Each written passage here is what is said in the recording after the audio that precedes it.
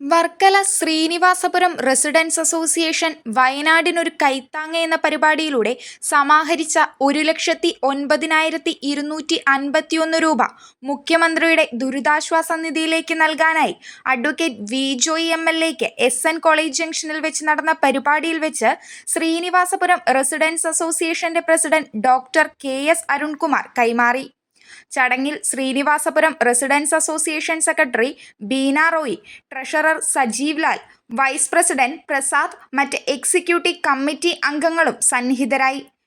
Srinivasapuram residence welfare association വയനാടിന് ഒരു കൈത്താങ് എന്ന പരിപാടിയിലൂടെ സമാഹരിച്ച 1,09,251 രൂപയാണ് മുഖ്യമന്ത്രിയുടെ ദുരിതാശ്വാസ നിധിയിലേക്ക് സംഭാവന ചെയ്തത്.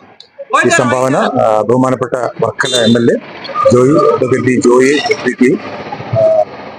ഇതിനോട് സഹകരിച്ച ഈ റെസിഡൻസ് അസോസിയേഷനിലെ കുടുംബാംഗങ്ങളെയും സ്നേഹിതന്മാരെയും എല്ലാം ഈ അവസരത്തിൽ നന്ദി രേഖപ്പെടുത്തുന്നു. Beacon news, Varkala.